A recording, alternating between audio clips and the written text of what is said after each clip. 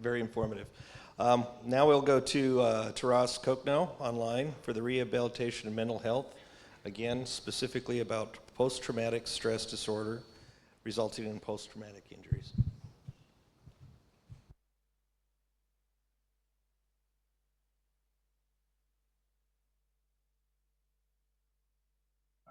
Good morning. This is Taras Kochno. Can you see me or no? Yes. Okay, great. Бачите мене чи ні? I was a family doctor. I was born in Chicago. Я український лікар, який народився в Чикаго, але презентація буде англійською. Trained in the U.S. Medical School. I had my specialty at McMaster University in physical medicine, where I did a lot of anatomy and biomechanics. I've been in practice for Я almost практикувався, 35 to 40 маю years. досвід з 35 років з відповідного. In my clinics, I І в have моїй клініці physiotherapists, є фізіотерапевти, energy medicine doctors. медики з енергічної медицини, Work on specific muscles, які працюють над специфічними м'язами, специфічними проблемами. especially the body, releasing emotional release. And when we talked to the patient, they said that they had a release of some trauma that they relived again, just as we were doing this technique. So that aroused my curiosity that was there a relationship in the body, keys to enter the body to release this emotional energy. What I'm going to present to you is more the physical releases for the body. And the body has three components to what we have post-traumatic stress disorder. And the one I'm going to be talking to is one that had originated from severe physical trauma. So let's start with the physical trauma. The two examples I give is prisoners of war who've been beaten, abused, or women or men who have been sexually assaulted unwantedly. What happens is the body knows there's going to be some trauma. It doesn't know how long it's going to last. It doesn't know how brutal it's going to be. They cannot escape. And they also don't know how often it will come or when it will finally end and they'll be out of that situation. So that's the most severe emotional trauma that you can have with physical trauma. Let's go to the next slide. Let's see if I can drop it. Okay, great. So in the United States, we only have post-traumatic stress disorder. In Europe, we have a complex post-traumatic stress disorder. The European definition is better, but they contain the same components. All these patients have an emotional distress, fear, anxiety, guilt, or shame that stays with them. Some people have flashbacks, nightmares, or they recall the event. Third thing that's common is sleep problems due to nightmares, interrupted sleep, and sometimes even going to the bathroom, urination. Let's go to the next slide. So one of the things in post-traumatic stress is, by definition, it has to be more than 30 days since the event. The 30 days is very important from a physiological standpoint of muscle healing, inflammation, and developing of trigger points in specific muscles. You won't see this release to be performed if it's less than 30 days. So when we have an emergency situation from a trauma, a natural catastrophe, missile strike, these techniques may not be good because the body has not yet incorporated a trigger point in the muscles that contain this emotional energy. So the question is, was there any literature about this? There's thousands and thousands of literatures regarding the psychological approach of PTSD, but there's very little work that's been done on the body work. There is some literature in acupuncture, there's some literature historically. So historically, what happened? One thing was that the observation was that people like Ida Rolf, the early John Barnes, whose myofascial release, noted that in certain movements of muscles in the thighs and in the neck, the person would get an emotional release, but they did not know how to address it. So the first thing was they felt that this emotional release that was there was trapped. It was a somatotrapment of the emotion. It was on the inner thigh and it was on the lateral aspect of the neck. And I'll go into the anatomy of that. But before that, the first person that brought the connection from the brain, conscious and the unconscious, to the somatic entrapment was Sigmund Freud. and he was in the late 1800s. And then Dr. Reich was a student of his.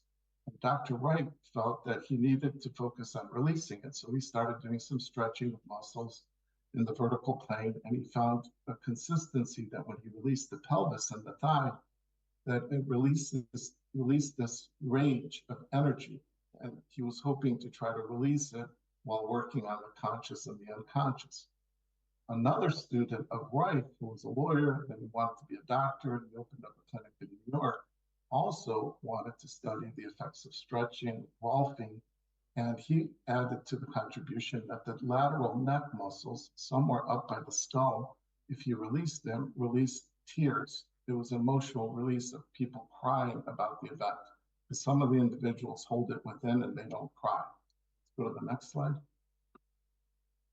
So putting it all together in the 1950s through the 1980s, they found that there was evidence as we got more improvement in electrodiagnostic and measuring frequencies that the body was able to store this emotional trauma within the physical body. And the concept was how to release it. And so the approach was a body work or kinesiology. It had to be specific to the muscle. It just cannot be a general stretch. The muscle has to be isolated, and the muscles that are involved are the inner thigh, which is the adductor magnus, which is connected to the psoas. Let's go to the next slide. Next slide, please. Okay. So in the Western medicine, it's kind of different than Eastern medicine. Western medicine compartmentalizes. They teach certain people, specialists on psychological consciousness, and the other group of people deal with the physical, such as the therapist, the physical medicine. So there's not much of an integration. The Eastern medicine for over 1,000 years, using acupuncture, was able to incorporate a lot of data that incorporated the whole body through meridians, working through their mind, their consciousness, the internal organs. And they were actually successful in mapping the same motor points because acupuncture does work on motor points and trigger points. They've identified these muscles for hundreds of years as being entrance points to pillars of celestial settings. They talk about Heaven's Gate. We also talk about in the thigh a different designation, but they parallel and they're exactly the same as we study in Western medicine, the trigger points. So the first muscle that was known as the somatic holder of rage was the psoas muscle, but it's a very deep muscle. You can't get to it. It's hard to manipulate. You can't put needles into it successfully, but it connects posteriorly and anteriorly, and it connects to the adrenals and has influence over the solar plexus or the celiac ganglion. So it could stimulate a stress, flight, or fight response. But an extension of the psoas major muscle going down into the thigh is the second largest, heaviest muscle, the adductor magnus. And that's where you could find an entry point from the superficial thigh on the medial aspect. By releasing that, you have an immediate opportunity to release the psoas, and then you're working up from the meridians, from the lower meridians of the physical, into the heart chakras, into the throat chakras. But your goal is to reestablish a neural connection to the brain, to the consciousness. We'll talk about that a little bit later. So what's also unique is the psoas and the adductor magnus muscles have both dual innervations. They have one anteriorly and one posteriorly. So the muscle has two different actions and two different muscles that have to coordinate their actions. So one hip flexes, the other one also adducts or brings the thigh together.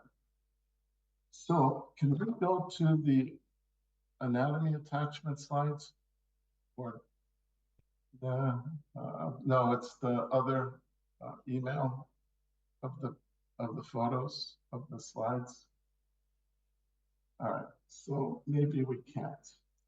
All right, so I'll send it out to you if you want. I could send out the slides of the muscles. But essentially what I wanted to show you is that on the inner aspect, if you go to Travell and Simon's book or trigger point release books, on the adductor magnus, it separates into two, but the lower half, which is 90% of the muscle, in the midpoint of the inner thigh, you could dry needle using a 30 gauge sterile needle into the point. You could feel and basically ask the person, where does it feel the most tender? Put a needle there, and that will be your release point. So in the body, you have two keys that you could open, one in the neck to release tears, emotions, and it also will enter the autonomic nervous system, and you can catch some entry into the cranial nerves, which are cranial nerves 3 through 6. But in the lower leg, which is where the rage is, the fight or flight response is in the inner thigh of the adductor, and that's the second key. So you try to open up two keys, which then releases the energy, but then you could address it on the psychological aspect of PTSD. So this slide that you see in front of you, we talk about meridians. There's a lot of work done on chakras. The psoas major and the adductor muscle work on the adrenals, the kidneys, and the sexual organs. The adductor magnus muscle, which we release the trigger point, actually refers the pain into the groin, into the rectum, into the vagina, and women, mostly women, say when they have sex, they have severe pain similar to the trauma they experience. That's not inside them, it's in the adductor magnus muscle. And so to give you an example, to not chase the pain, it's a referred pain. I had one energy doctor who felt that he was going to treat the whole adductor muscle, and he started to try to do intravaginally, intrarectally treatments. It does not work. Don't do it. And he got into trouble and he lost his license, and the patients became more traumatized. So, and also do not take their clothes off. Just give them shorts so they're comfortable with you. The other part of the treatment, as the physical aspect of treatment, I have chosen, and it's worked successfully, I don't want them to repeat the trauma. I don't want to know the story. But I also want them to participate in it. When I tell them I'm going to release this energy that's unhealthy, it's harmful for your body, it's disrupting your life, I'm releasing it through this channel with the needle as if balloon is losing the air. And I want you to push it out with your mind and let it go away and bring in healthy energy back, but also reassure them that the danger is gone. It's not the situation. We've let it escape. It's gone. It's not coming back unless you bring it back. Now, that really helped the people because they were glad that I did not talk about their trauma. And also they were glad that I did not take their clothes off. They were also glad I had someone with me in the room, so they felt that it wasn't something that I was going to work on them. I had a witness. So all these things are important to a person who's undergone significant trauma. We go to the next slide. All right, so we talked a lot about the adductor. Now we're going to talk a little bit about the scalenes. Believe it or not, the Chinese acupuncture books are phenomenal. They actually have done studies on the scalenes. So they have points, gallbladder, spleen, or whatever. But there's a point called gallbladder 20, GB20. But it actually correlates to a muscle, either the semispinalis capitis muscle or the rectus capitis muscle. And I have those in my slides later. But those two muscles refer the pain with headaches. They can cause tearing of the eyes. I've had some people, I put the needle there and they told me their ability to taste things, their taste came back. But all of them feel something intrinsic inside them that they feel a lightening. They feel a tingling coming from the neck down through the shoulders, as if there's something coming down and helping them. They all felt immediately, within a minute or two, that they felt lighter, happier. They didn't feel tight with depression, and it continues on for a little while. So the question also becomes, can you do it again? Yes, you could repeat the technique again, but it has to be in cooperation with the patient so they understand what you're trying to do. You're trying to reconnect their consciousness to their body, and you're working through their body to release that energy. So in the neck, there's two muscles, rectus capitis and semispinalis capitis. They're at the base of the skull. You really don't have to worry about any major neurological or blood vessels that you will penetrate. Use a 30 gauge needle. I use 1 inch length, and I only go about half an inch into it. Do not poke it around. Do not move it around. Just put it in once. If you're not sure, you can add another one, but don't puncture again and again or move it around because you're just going to create more trauma. You leave it in there for 15 to 20 seconds. That's all we have to do for motor trigger points. It is not acupuncture where we have to, acupuncture demands that you leave it longer for the body. I would suggest do not put any electrical stimulation if you're going to be using acupuncture because you don't want to overstimulate that muscle because the healthy tissue of the muscle is 7 to 8 hertz. 7 to 8 hertz is the key for energy healing. 7 to 8 hertz is perfect for your body health. 7 to 8 hertz is also the healthiest for the brain, especially when we do EEG studies. So let's go to the next slide. So what is the evidence? So the evidence is really good. The psychologists have studied PET scans, SPECT scans, functional MRIs. So what's the difference between a PET scan? PET scan uses a nucleotide injection, and it looks for a chemical activity, physiological activity. There's either increased activity or decreased activity. The functional MRI uses a different form of imaging without radionuclide, but they also found increased activity and decreased activity. But the best news is all these imaging studies are the same. They have the same findings. So let's look at what are the findings. There's 3 findings that are consistent. So we find that in the left hemisphere, there was decreased activity in Broca's area, which is near the motor cortex. So on the left, it goes, the activity is down. So it's lacking the brain, blood vessels, the chemical activity of Broca's area. So what does that mean? That person cannot express the trauma. You said, talk about it. I can't talk about it. I can't, my words can't come out. It's part of the physiologic brain process of Broca's anatomy. So what happens to those people?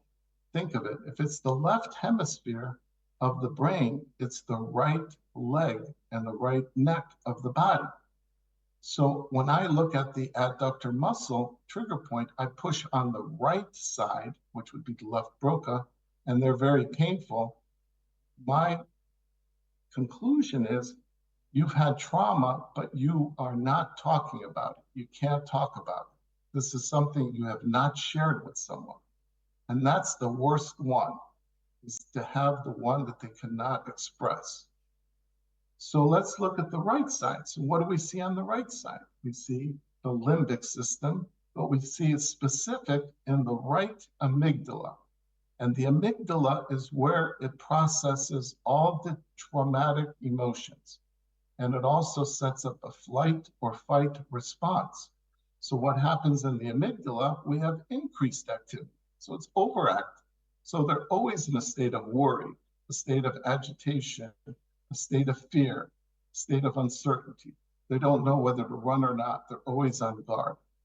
So, but these people are able to talk about it. So now when I go to the thigh on the left side, which is in correlation to the right amygdala, if they have a pressure point there, then the people are, most of the times it's much less because those people have been able to talk about it. And they've been talking about it with psychologists forever.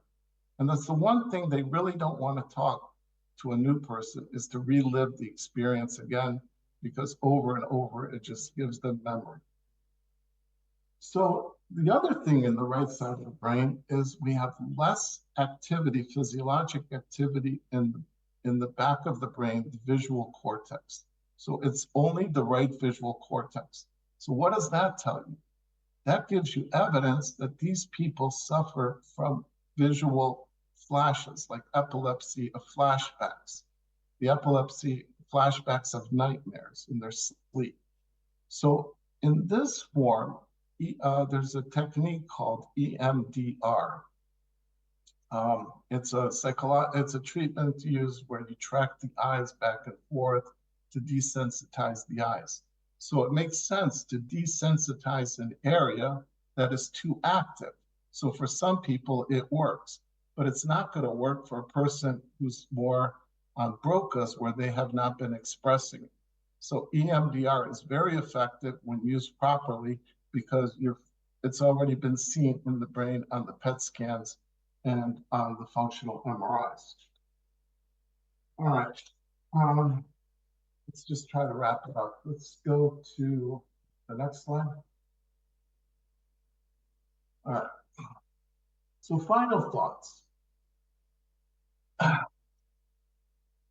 So I'll give you some examples. When I was in Kiev many years ago, we were involved. My father was very active with the Ukrainian Orthodox Church, and I was meeting with the priests, and they wanted to set up a psychological center because it was the transition from a state of socialism, communism, to to now having the churches open, and they wanted to open up psychological centers, and I thought that was great. But now I think even more important that in post-traumatic stress, that to bring the consciousness to a highest level, psychologists are good, but people need to have hope. They need to make sure that they're important, they're purposeful, and there's a higher purpose to their, to their life. I've also been speaking to rabbis in New York, and they're trying to help the hostages of Israel and the post-traumatic stress of their military.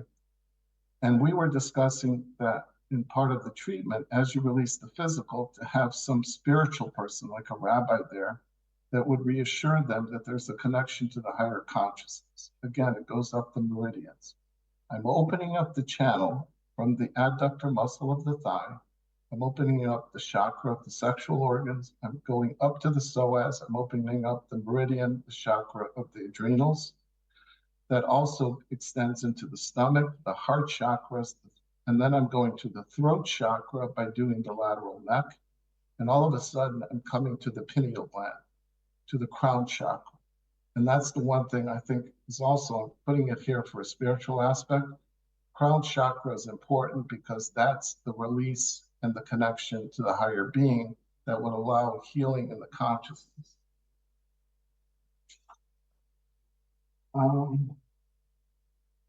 So again, to summarize, Western medicine is trying to catch up with Eastern medicine.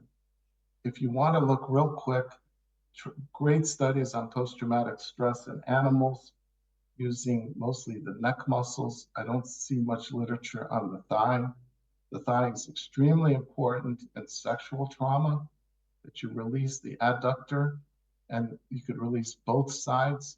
The other things for the people who do body work, I would suggest in my experience that the best effect is to dry needle the adductor magnus for 15 seconds and then release a deep psoas stretch, and the patients will feel a significant physical change in their body. They will feel lighter, they'll have more mobility. Also, when I work with them, because I apply these techniques, when I ask them to release the energy of the trauma, the psoas muscle, instead of stiffness, it becomes soft like dough. It's like it was the restrictions of range of motions aren't even there. So, and that also reinforces to the patient that there's evidence that the body has stored this energy and there is an answer for them. One of the things that in the United States literature, in the veterans, what we found was the veterans came back, they don't talk about it. They don't talk what happened because they've shut down the Broca's area and they've had a lot of physical trauma. And what they said is, we're tired of going to post-traumatic stress disorder. Disorder means that you're trying to manage it. He goes, I had an injury. I want you to heal it. And what I'm proposing in this, my experience and what I've, and everything I understand, is that we need to focus on co-treating. We need to release the physical on the two keys, on the leg, on the inner thigh, and on the neck.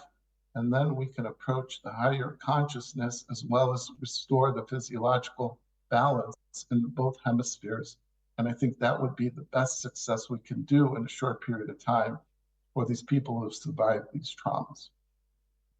I did a presentation 2 days ago in Dallas, and I wrote 35 pages of all the literature review. It's a very easy in English narrative. And I spoke to the people who are coordinating this conference, and I gave them my email address. And I will send you my whole presentation, which was an hour and a half. This one is a very short one compared to the other one, but I'm always available, and the cell phone number I could always provide for you. But again, I appreciate your time. I appreciate all the Ukrainian people, the soldiers, all the people who support the soldiers. Slava Ukraini. And I guess that's all I have. Thank you.